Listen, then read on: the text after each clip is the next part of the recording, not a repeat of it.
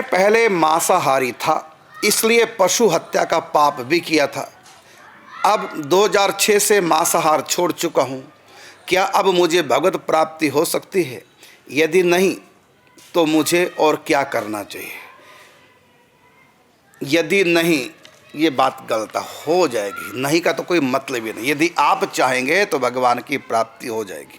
क्या करना चाहिए? कुछ भी करने की जरूरत नहीं। भजन, पूजा पाठ, चिंतन, दान, परोपकार कुछ मत कीजिए। केवल उनकी चाहत कीजिए, बस उनके लिए रोइए। बस केवल चाह से ही भगवत प्राप्ति हो जाती है। यदि चाह नहीं तो उस चाह को जगाने के लिए मन को पवित्र कीजिए, क्योंकि पवित्र मन में ही चाह होती, अपवित्र मन में हो नहीं पाती।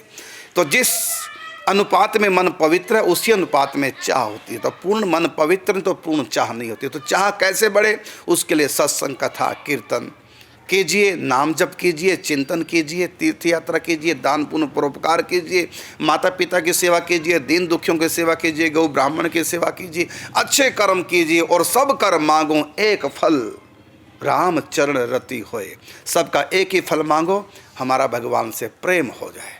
बस इसी प्रेम से भगवान की प्राप्ति होगी। बड़े से बड़े पापी भी भगवान को पा सकते हैं यदि उनके हृदय में प्रेम विश्वास जग जाए। और अच्छे अच्छे धर्मात्मा भी फेल हो जाते हैं इस रास्ते में यदि उनके मन में प्रीति नहीं जगती। बड़े बड़े धर्मात्मा सब, कोई स्वर्ग जा रहा है, कोई जनलोक मरने के बाद, कोई तपलोक, कोई महरलोक, बड़े बड़े धर्मात्मा तपस्वी, कोई ब्रह्मलोक चला गया, लेकिन भगवान तक नहीं। भगवान तक एक ही रास्ता है, वह है प्रेम का रास्ता। आत्मा तक पहुंचने के लिए ज्ञान का रास्ता और परमात्मा तक पहुंचने के लिए प्रेम का रास्ता।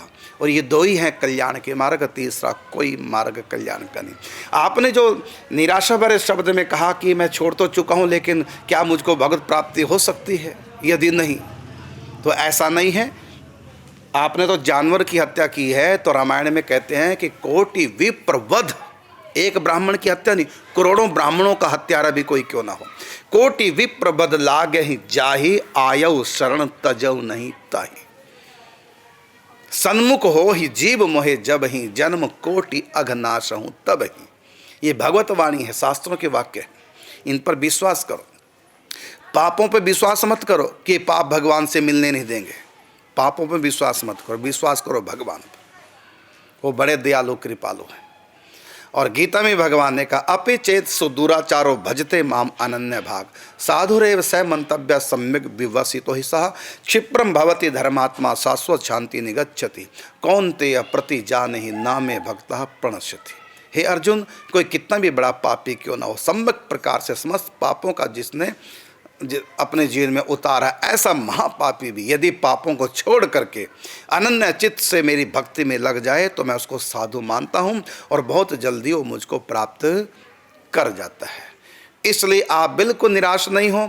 बस ये है कि अब कोई पाप मत करो, अब कोई अपराध मत करो और भगवान के शरणागति लो। किसी संत महापुरुष के चरण शरण में जाओ और अपनी भक्ति को जगाओ, नाम जप करो, चिंतन करो।